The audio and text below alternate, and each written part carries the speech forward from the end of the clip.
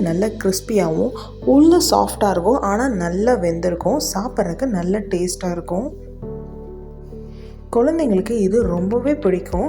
நார்மலாக potato fry செஞ்சு கொடுக்க விடாமல் இந்த மாதிரி கட் பண்ணி இந்த மாதிரி மசாலா போட்டு செஞ்சு கொடுத்தீங்கன்னா நல்லா சாப்பிடுவாங்க. ஃபுல்லாக காலி பண்ணி லன்ச் எல்லாத்தையும் நான் இதில் நிறைய உப்பு போட்டு கழுவி இருக்கிறதுனால உப்பு கொஞ்சமாக தான் சேர்த்திக்கிறேன்.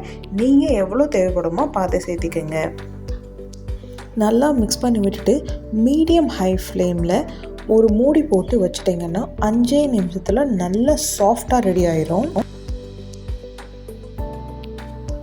இப்போது 3/4 வாசி வெந்ததும் 1/4 ஸ்பூன் மிளகுத்தூள் சேர்த்துக்கிறேன். அது கூடவே ஒரு பெரிய பச்சை மிளகாயை குட்டி குட்டியாக கட் பண்ணி வச்சுருக்கிறேன், அதையும் சேர்த்துக்கிறேன். இந்த பச்சை மிளகா ஆப்ஷனல் தான். இது சேர்த்தனா நல்ல வாசமாக சூப்பராக இருக்கும் டேஸ்ட்டு. உங்களுக்கு வேணும்னா சேர்த்திக்கோங்க, இல்லைன்னா ஸ்கிப் பண்ணிடுங்க. நல்லா மிக்ஸ் பண்ணி விட்டுறலாம்.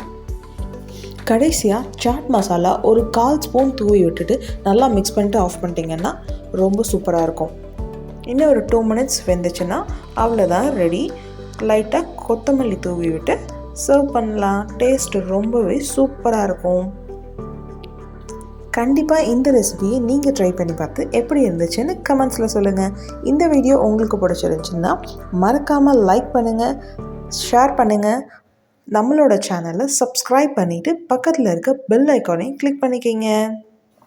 அப்போ தான் நான் போடுற எல்லா வீடியோவும் உங்களுக்கு நோட்டிஃபிகேஷனில் வரும். தேங்க்ஸ் ஃபார் வாட்சிங்.